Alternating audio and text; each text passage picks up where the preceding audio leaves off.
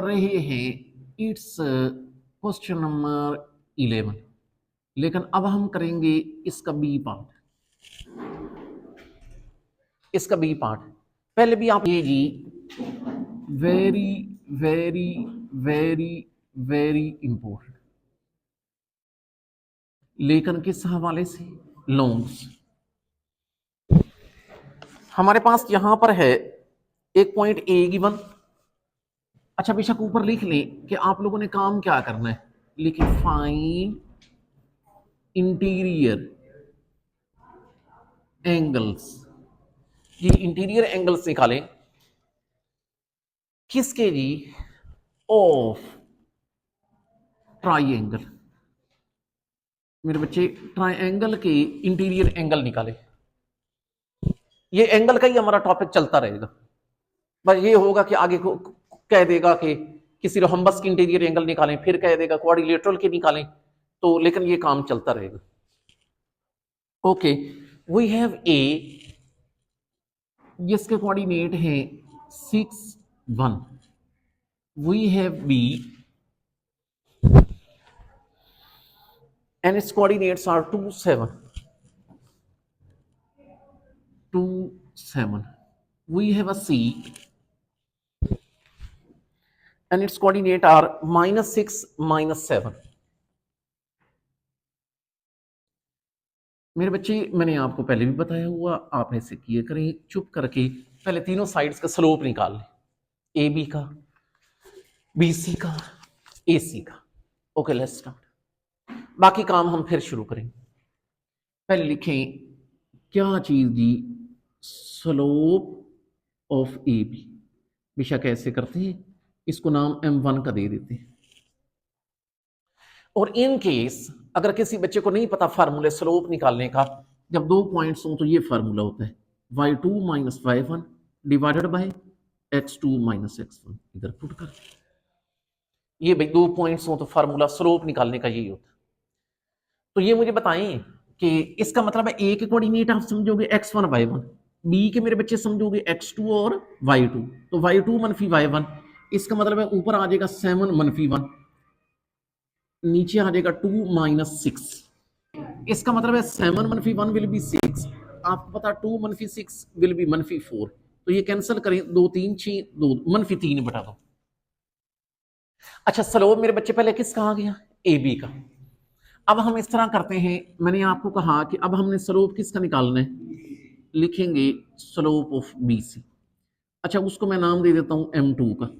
अब मेरे बच्चे मैं फार्मूला को नहीं लिख रहा, क्योंकि फार्मूला तो मैं आपको बता चुका हूं, y2 - y1 divided by x2 - x1। ये देख लें, तो ऊपर मेरे बच्चे बन जाएगा -7 -7 ओवर -6 -2, -7 -7 -14, नीचे -8, minus minus will be cancel, 2 7 और 14, 2 4 आ रही है।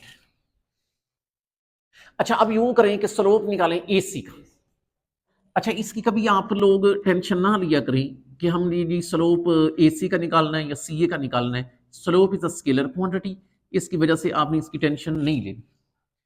अगर एसी का निकाल देंगे, सीए का निकाल देंगे, answer will be the same. In case भाई बंदा टेंशन ले भी लेता है। y2 - y1 ऊपर बनेगा -7 -1, नीचे -6 -6, इट विल बी -8, नीचे -12, minus minus will be cancel, 4 2 4 3। इन बच्चों को मैंने ये बात समझाई थी कि जब आप लोगों ने ये इंटीरियर एंगल निकालने होते हैं ट्राइंगल के, अमूमन तौर पर ये होता है, मुख्तलिफ कीज में भी इस तरह किया हुआ है, मुख्तलिफ नोट्स में भी, कि ऐसे करके ना फर्जी सी ट्राइंगल बना लेते हैं ए बी सी। ऐसे नहीं करना, इस तरह आपका जवाब नहीं मैच होगा, ठीक है ना। अगर आप मेरी बात मानेंगे तो आपका जो अल्फा आपका निकलेगा किताब में भी वही होगा, जो बीटा आपका निकलेगा किताब वाला बीटा भी वही होगा, ठीक है ना, कोई टेंशन नहीं होगी। अब ये देखिए, क्योंकि जो पेपर चेक करने वाले हैं ना वो आंसर की रखे बैठे होते हैं, तो वो फिर बाज दफा जो है कोई परेशानी भी कर सकता है। तो आप लोगों ने मेरे बच्चे एक्चुअल ग्राफ बनाना है। भला कैसे? पहले ए को देख लें, इतना मसला नहीं है। ए के कोऑर्डिनेट है 6 1, इसका मतलब है एक्स कोऑर्डिनेट प्लस का 6 है, प्लस का 6 है ना, तो अगर एक्स कोऑर्डिनेट इसका +6 है, पॉजिटिव एक्सेस की जानिब 1 2 3 4 5 6 चले, जबकि ए का देखें वाई कोऑर्डिनेट कितना है +1। अच्छा, अगर उसका वाई कोऑर्डिनेट +1 है तो ऊपर की जानिब, लेकिन कितने यूनिट, 1। ये देख लें ऊपर 1 यूनिट चले गए। ये आप लोगों ने फर्जी सा कह लेना है कि ये इधर से ये इधर से ये पॉइंट तकरीबन यहां पर बन जाता है। ये थोड़ा सा इधर उधर भी हो जाए तो कोई परेशानी नहीं, लोकेशन सेम होनी चाहिए। लोकेशन में थोड़ा सा इधर उधर, मतलब अगर फर्स्ट क्वाड्रेंट है तो वो फर्स्ट ही तकरीबन तकरीबन। अच्छा, अब बी की तरफ आ जाते हैं। बी के कोऑर्डिनेट हैं 2 7। अगर गौर करें तो उसका एक्स कोऑर्डिनेट +2 है, 1 2 +2, जबकि उसका वाई कोऑर्डिनेट +7 है। इसका मतलब है ऊपर की जानिब, लेकिन कितने यूनिट, 7। तो ये देख लें 1 2 3 4 5 6 7, ये 2 ये 7, ये आपका बी पॉइंट है जिसके कोऑर्डिनेट होगा 2 7। अब सी रह गया। अच्छा, सी के ऊपर गौर करें, इसका एक्स -6 है। आपको पता है अगर एक्स कोऑर्डिनेट -6 है तो नेगेटिव एक्सिस की तरफ 6 यूनिट चले जाएंगे। ये देख लें इधर चले गए 1 2 3 4 5 6, ये -6 है, और y -7 है। इसका मतलब अगर उसका y कोऑर्डिनेट -7 है तो ऊपर नहीं जाएंगे, किधर जाएंगे, नीचे, लेकिन 7 यूनिट। तो 1 2 3 4 5 6 7, ये यहां पर तकरीबन आपका आ गया सी। इसके कोऑर्डिनेट है -6 और -7, और आप लोगों ने ऐसे करना है कि इसको मिला भी लेना है कि ये आपकी वो बन गई है ट्राइंगल, और ये एक्चुअल बनी है, ये एक्चुअल बनी। अच्छा, अब एक और बात, इसके अंदर एंगल लेनी है जो कि हमने फाइंड आउट करने। मैंने आपको कहा ये जो ए पॉइंट है इस पर एंगल को क्या कह लें, अल्फा, बी पर क्या कह लें, बीटा, और सी पर क्या कह लें, गैमा। एक और बात, पहले उससे पहले एक चीज लिख लें, ए बी, इसका स्लोप कौन है, m1, m1 लिख लें। ये बताएं बीसी का स्लोप, मेरे बच्चे बीसी का slope you know m2, AC का स्लोप m3।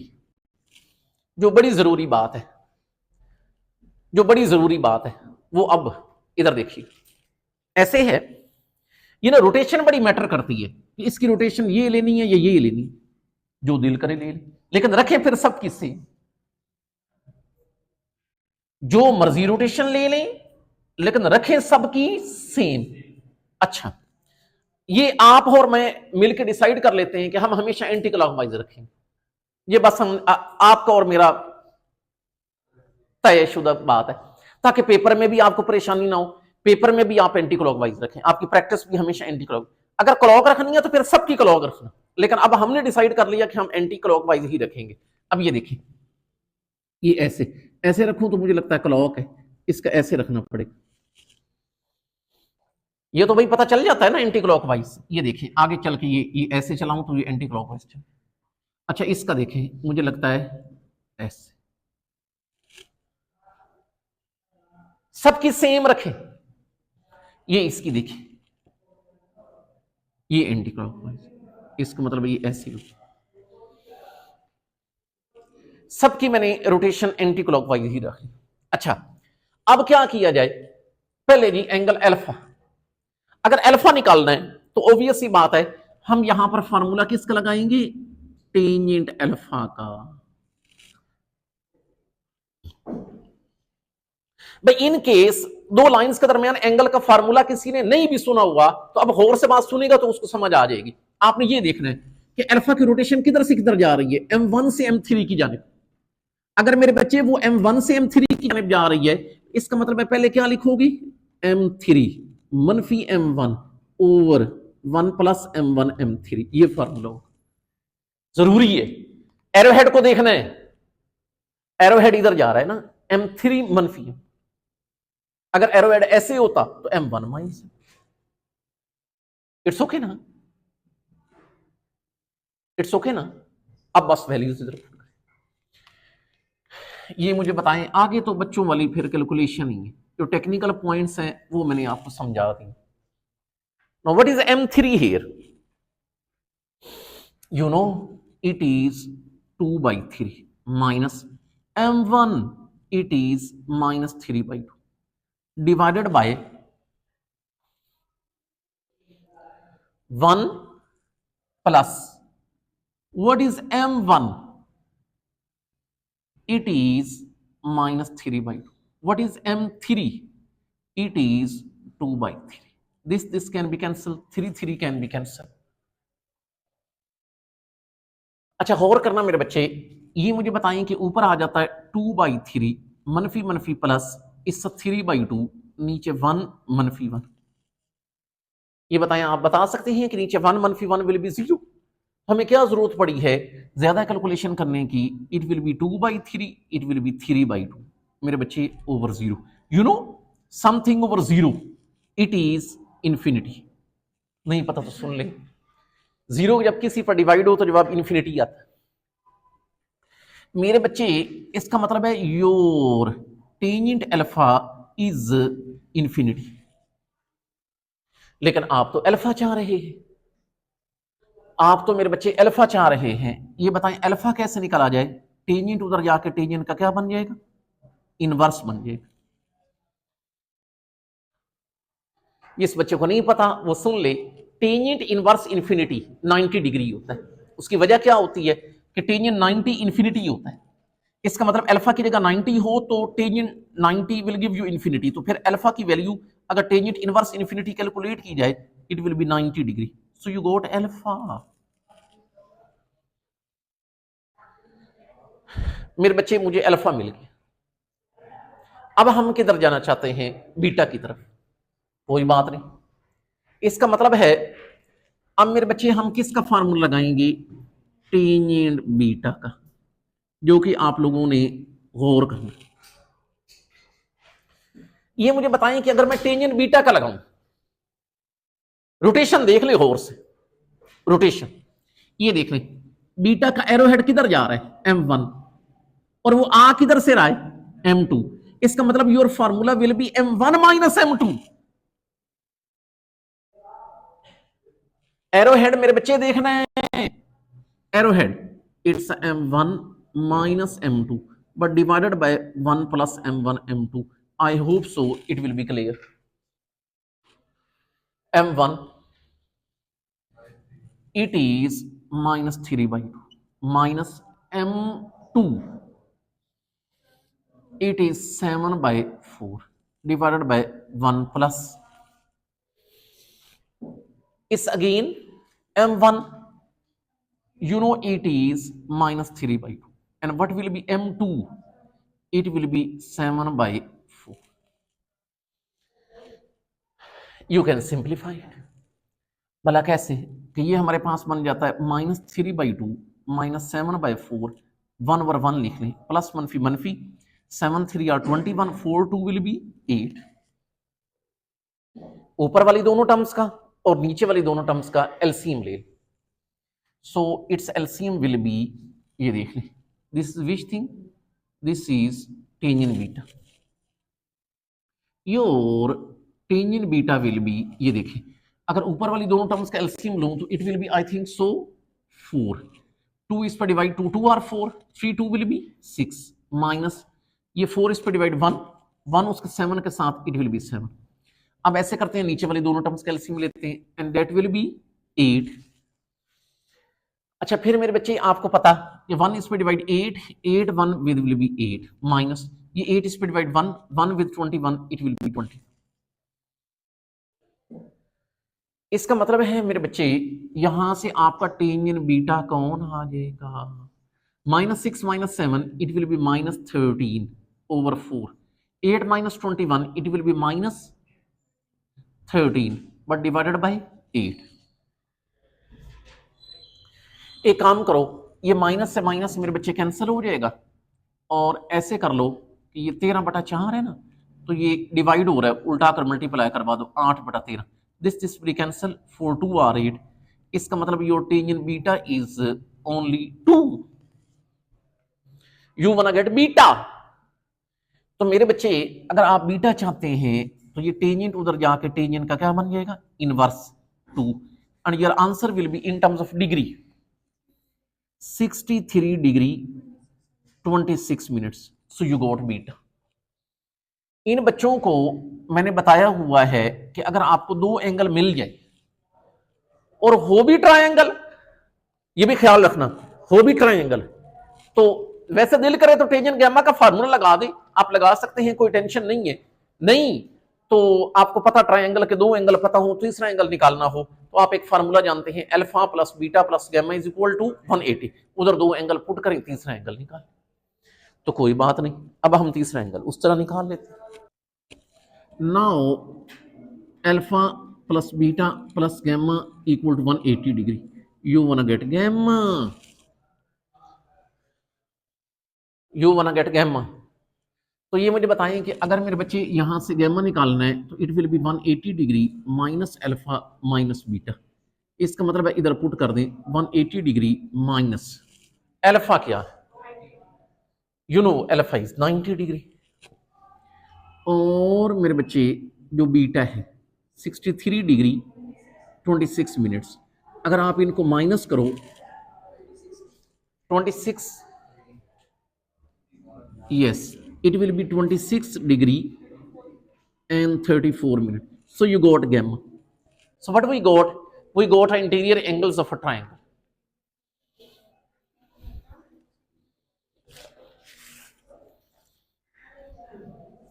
मेरे बच्चे इसका दो और पार्ट है, आपकी प्रैक्टिस के लिए छोड़ रहा हूं।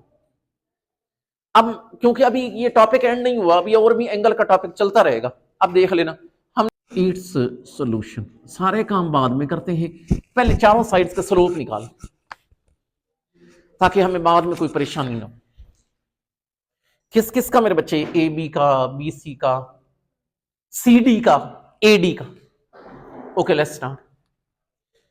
हम यूं करते हैं कि पहले मेरे बच्चे निकालते हैं slope of A B. Let's say I call it m1 and you know the formula y2 minus y1 over x2 minus x1।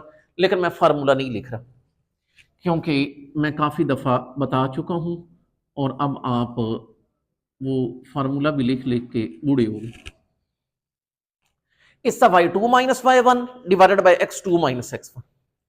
अच्छा, तो ये मुझे बताएं कि इट विल बी 1 नीचे माइनस है, so we got a slope of A B.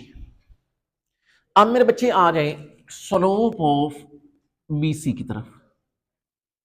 भाई ये ख्याल करना, इसको नाम m2 का दे रहा हूं, बी के समझना x1 y1, सी के समझना x2 y2, and you know the formula कि y2 minus y1 over x2, तो ऊपर मेरे बच्चे बन जाएगा -4 -3, नीचे x2 माइनस x1 -3 मनफी मनफी +2, ऊपर आ जाएगा -7, नीचे -1, minus minus will be cancel, it will be only 7।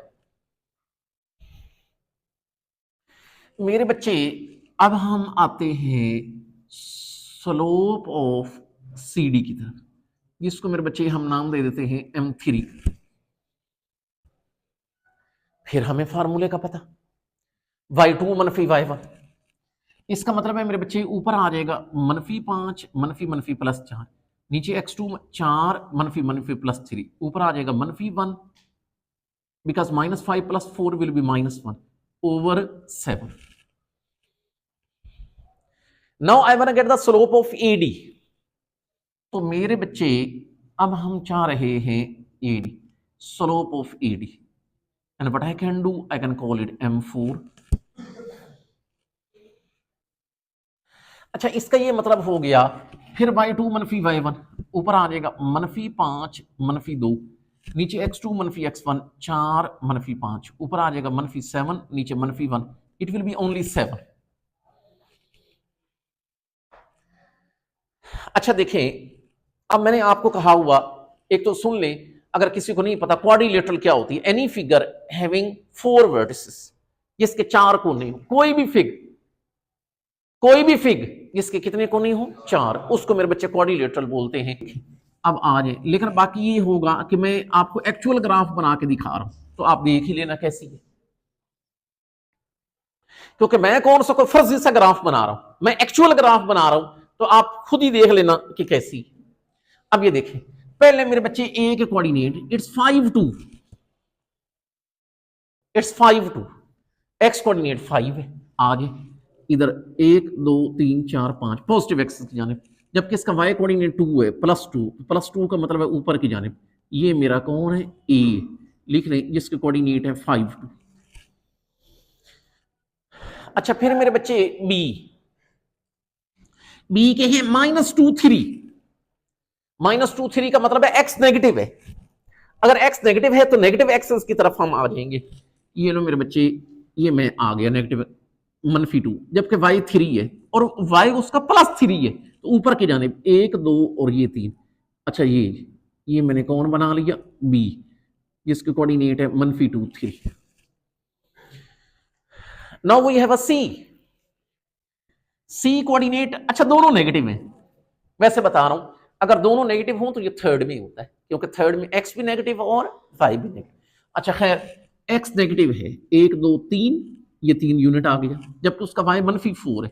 -4 का मतलब है नेगेटिव वाई एक्सिस, 1 2 3 और ये 4।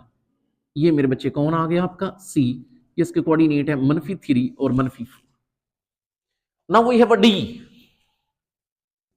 D coordinates are 4 -5। इसका मतलब है डी का जो एक्स है वो +4 है।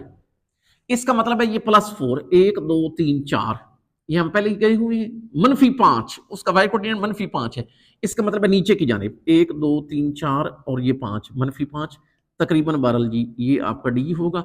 इस कोऑर्डिनेट आर 4, -5। हम यूं कर लेते हैं कि इनको मिला लेते हैं कि ये कैसी बन गई क्वाड्रिलेटरल। ये बन गई, मुझे लगता है कि ये एक रेक्टेंगल नुमा चीज कोई बनी, बहरहाल जो भी बनी, ठीक है ना। आपने टेंशन नहीं लेनी कि इस सवाल में तो 4 एंगल निकालने हैं। आपको एक तरीका बताऊंगा, आपने सिर्फ एक एंगल निकालना है। आप खुद मुझे बताओगे सर इसके बाकी 3 ये, सिर्फ एक निकालना है, लेकिन वो निकालने तो दे मुझे। अब ये देखें, ए पर एंगल को क्या कहूं? एल्फा, बी पर बीटा, सी पर गैमा, डी पर डेल्टा या सिग्मा, जो है सबकी रोटेशन सेम रखनी है। अच्छा इधर लिख लें, वैसे ए बी का स्लोप कौन है? m1, वैल्यूज भी शकना लिखे। BC का मेरे बच्चे कौन है?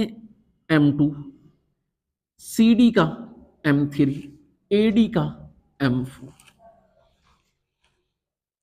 You want to get a tangent alpha, sorry, अब ये सबकी रोटेशन, और मैंने आपको बताया हुआ है कि सबकी रोटेशन सेम रखना, बेशक सबकी क्लॉक रखो, बेशक सबकी एंटी क्लॉकवाइज रखो, लेकिन हमने एक डिसाइड किया था कि हम लोग एंटी क्लॉकवाइज रख लिया करेंगे। अच्छा अब ये देखिए, ये तो क्लॉक हो जाएगा, ऐसे ऐसे, ये ऐसे, हाँ ये ऐसे, ये ऐसे, आगे करके देख लिया करें कि क्लॉक जा रहा है या anti clockwise, it's up to you, ये तो अब मैंने नहीं बताना। अच्छा now firstly we want alpha, तो कोई बात नहीं, हम टेंजेंट अल्फा का फार्मूला चेक करते हैं। Okay, tangent alpha you know very well. अच्छा वैसे ना मैं आपके लिए टेंशन नहीं बनाना चाहता, टेंशन बाज दफा एक्स्ट्रा बातें करके टेंशन भी बन जाती है, लेकिन ना अल्फा जबानी भी पता लग सकता। अगर आप टेंशन ना लें तो बता दो। ये देखिए, what is alpha? Alpha is an angle between m1 and m4। इधर देखना, m1 देखिए इट्स -1/7, m4 देखिए इट्स 7। क्या आपको पता कि इसका और इसका प्रोडक्ट लें तो जवाब -1 आता? क्या कभी मैंने बात की हुई है कि दो लाइंस के स्लोप्स का अगर प्रोडक्ट -1 हो तो उसका एंगल 90 का होता है? इसका मतलब है योर अल्फा इज 90 डिग्री। लेकिन आपका दिल करे फार्मूला लगाओ, 4 - m1, ये अल्फा, एरोहेड देख लें, it's m4 - m1 but divided by 1 + m1 m4। कोई बात नहीं, इधर पुट करें।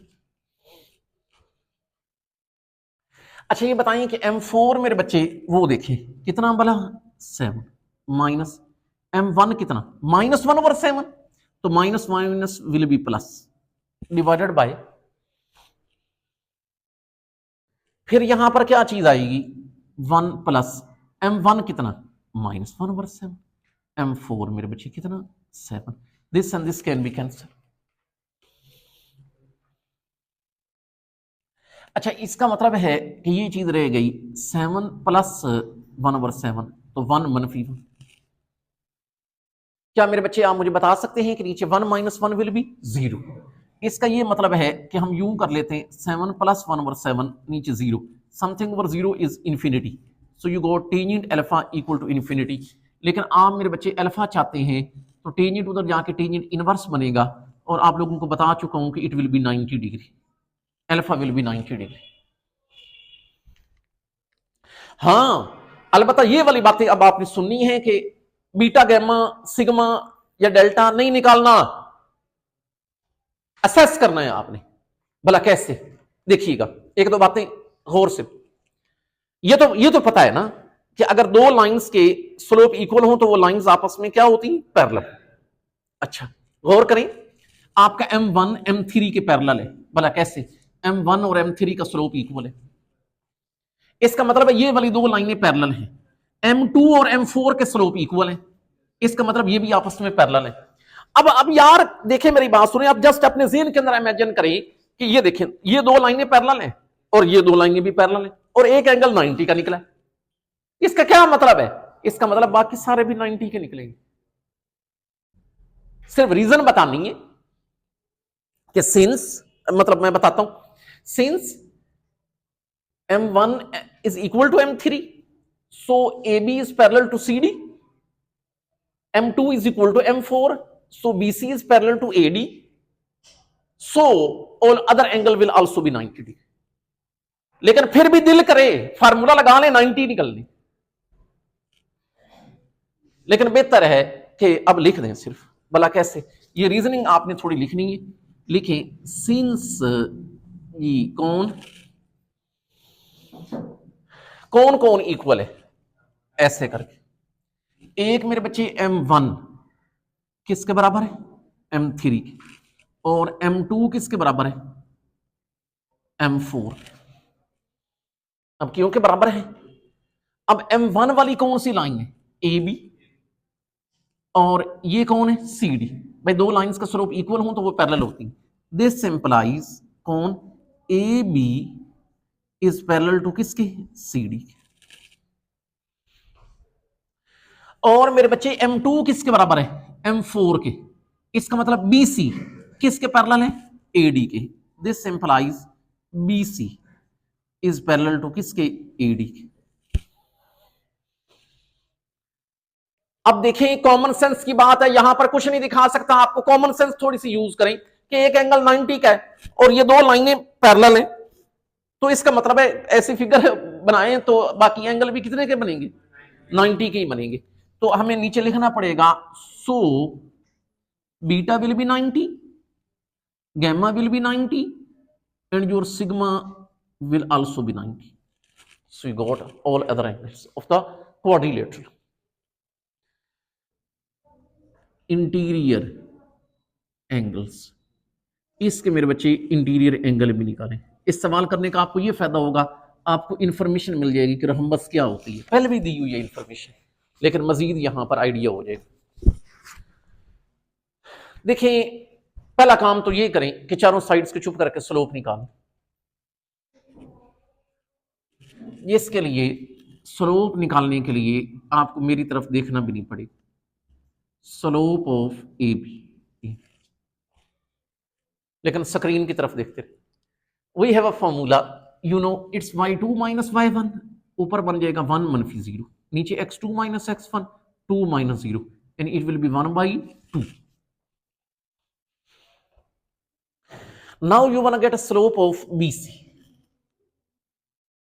Slope of BC is again y2 - y1, इसका मतलब ऊपर बनेगा 3 - 1, नीचे x2 - x1 3 - 2, ऊपर 2 नीचे 1, it will be only 2। Slope of A B, slope of B C. मेरे बच्चे फिर हम चाह रहे हैं स्लोप ऑफ किसका, ए सी का, A B B C, sorry A B B C. Now you wanna get slope of C D. अच्छा सी डी से मुराद है फिर y2 मनफी y1, तो ऊपर बन जाएगा 2 मनफी 3, नीचे x2 मनफी x1, it will be 1 minus 3, तो ऊपर -1 नीचे -2, इट विल बी +1/2। आखिरी चीज जो कि हम चाह रहे हैं स्लोप ऑफ एडी, सॉरी इनको नाम भी दे लें, ये आपका m1, ये m2, ये m3। अच्छा AD y2 minus y1 it will be 2 minus 0 over x2 minus x1 it will be 1 minus 0, it will be 2 over 1 it will be 2 and I can call it m4। अच्छा भाई fig बनाने में जल्दी नहीं करनी, थोड़ी सा मेरा एक मशवरा सुन लो, वो ये सुन लीजिएगा प्लीज। आपने ना जब ए बनाना है, अच्छा जैसे जैसे मैं बना रहा हूं साथ साथ बनाते जाए, फिर ए के कोऑर्डिनेट 0 0 है, इसका मतलब है एक्स भी 0 और वाई भी 0, इसका मतलब ए पॉइंट यहां पे ए के कोऑर्डिनेट हो गए 0 और 0। असल में जो मैंने आपको मशवरा देना है वो मेरे बच्चे ये है कि बी के देखें, बी के कोऑर्डिनेट हैं 2 1, इसका मतलब एक्स 2 है। ये जो है ना 2 यूनिट लेनी है ना आपने, इधर 2 यूनिट, आपकी मर्जी है, छोटा यूनिट ले लें बड़ा ले लें, थोड़ा सा ना यूनिट जो है ना बड़े बड़े करके लेंगे, ठीक है ना। अगर आप यहां पर ये देखो 1 2 ये ले लेते हैं, यहां पर वो सी लोगे, ये इधर करीब हो जाएगा, डी इधर करीब हो जाएगा, ये अंदर घुच मुच हो जाएगा, ठीक है ना। आपकी जो रहमत है ना वो बड़ी ऐसे छोटी सी बनेगी, जब वो छोटी सी होगी अंदर 4 एंगल कैसे हैं, ठीक है ना। इसलिए आप लोगों ने थोड़ा सा ये शुरू से ही अपना ख्याल कर लेना है। ये देखें कि बी के कोऑर्डिनेट हैं 2 1, ये देखें थोड़ा हम यहाँ ये देखो ये 1 ये 2, हमारी मर्जी 2 यूनिट ले, लेकिन फिर लेने सेम है। अच्छा इसका मतलब है उसका y कोऑर्डिनेट कितना +1, ये तकरीबन इतना। अच्छा ये इसका मतलब है तकरीबन ये बी के कोऑर्डिनेट हो गए 2 1। अच्छा सी देखें x भी 3 y भी 3, इसका मतलब है ये देख लें 1 2 ये 3 चले गए, 2 और ये तकरीबन 3 चले गए, इसका मतलब है ये है तकरीबन ये यहां ये सी, इस कोऑर्डिनेट आर 3 3। अच्छा डी देखें 1 2, अच्छा एक तो ख्याल करना बी के अपोजिट आएगा, क्योंकि अगर बी के हैं 2 1 तो इसके 1 2, लेकिन अपने तौर पर देख लें एक्स हो गया 1 जबकि वाई 2 ये, लेकिन ख्याल करना इसके थोड़ा ऐसे अपोजिट करके आ जाए, तो क्योंकि ये रफ ही एस्टिमेट होता है, कोई एग्जैक्ट नहीं है, तो बी के ऐसे अपोजिट करके आए, क्योंकि कुछ बंदा कॉमन सेंस भी इस्तेमाल करता है। अच्छा तो ये जनाब ऐसे ऐसे ऐसे ऐसे, ये आपकी रकम बस बन गई।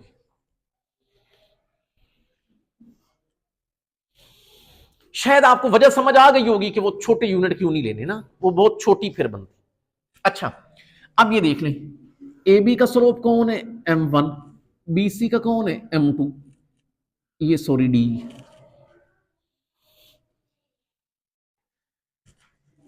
डी के मेरे बच्चे कोऑर्डिनेट क्या है 1 2, m1 m2 it will B m3 and it will B m4। Angle ले लें, सबकी रोटेशन सेम रखना, ये देख लें ये ये ये ये,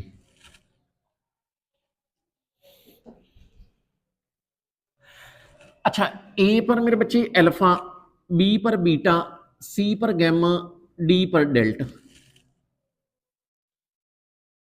सबकी रोटेशन को भी सेम रखें।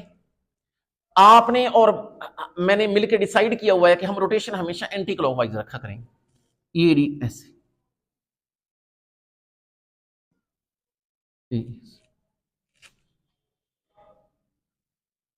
ऐसे ऐसे।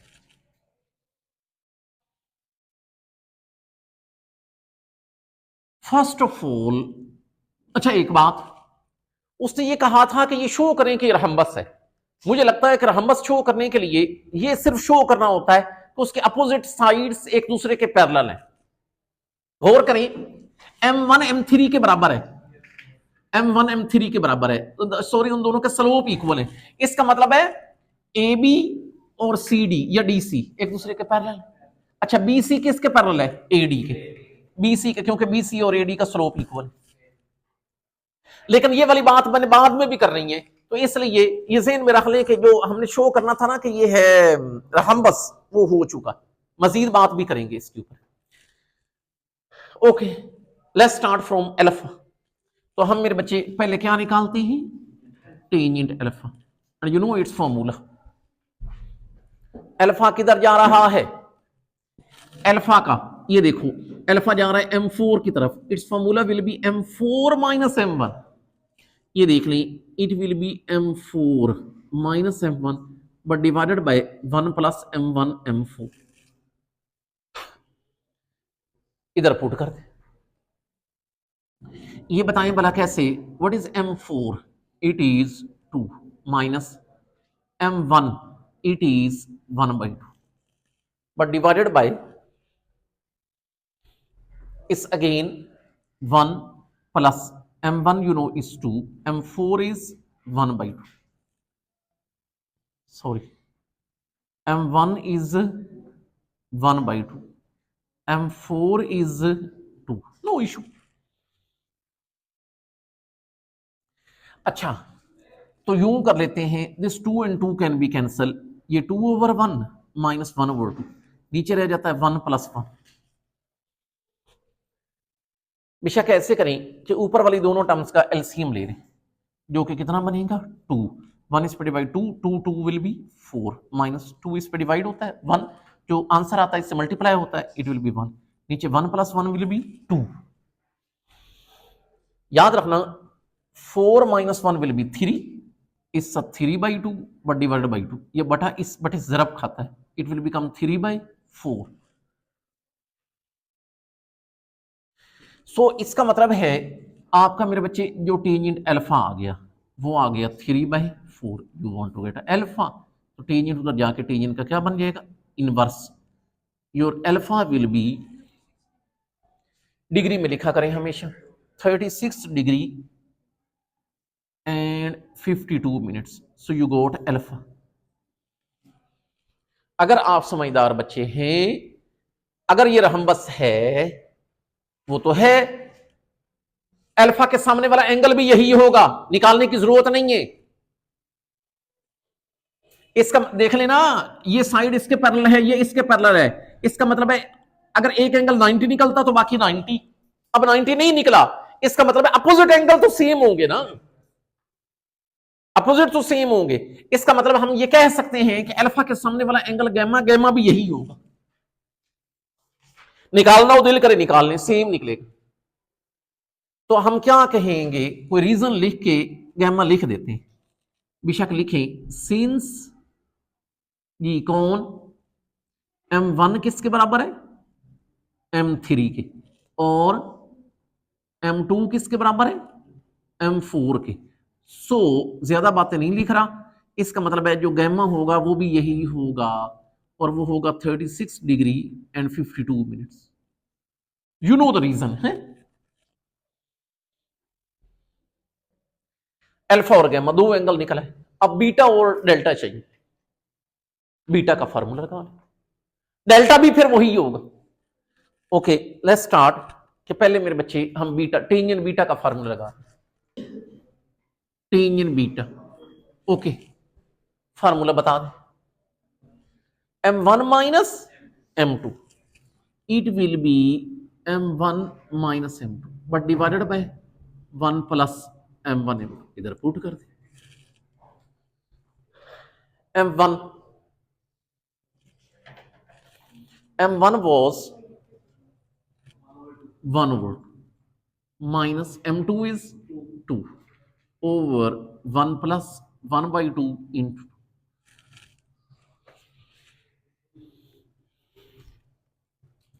सिंप्लीफाई कर ले, it will be 1 by 2 minus 2 over 1, ये 2 से 2 कैंसिल, तो नीचे 1 plus 1 रहे।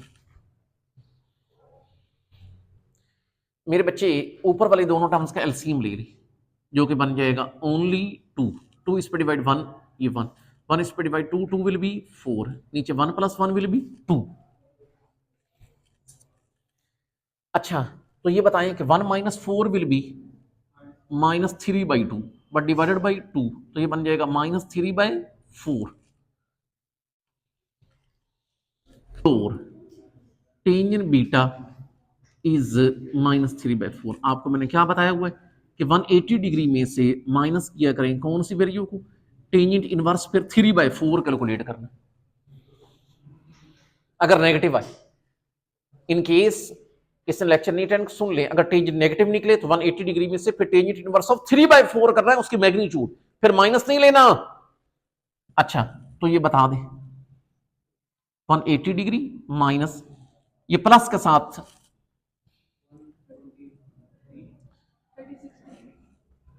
36 डिग्री 32 मिनट्स, और अगर 180 में से माइनस करें तो it will B 143 degree 8 minutes. You got a beta. अच्छा, बीटा के सामने वाला डेल्टा भी यही होगा, बिकॉज इट्स रहम्बस, और हम साबित कर चुके हैं रहम्बस है, क्योंकि अपोजिट साइड के पैरेलल है।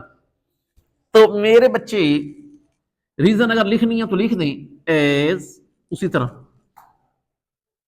किस किस का स्लोप इक्वल है जी मेरे बच्चे, m1 equal m3, m2 equal m4। तो हम ज्यादा बातें नहीं करते, हम कहते हैं कि इसका मतलब डेल्टा भी यही होगा। सो यू गोट योर आंसर। हम लोगों ने मेरे बच्चे इंटीरियर एंगल निकाल लिए क्वाड्रिलेटरल।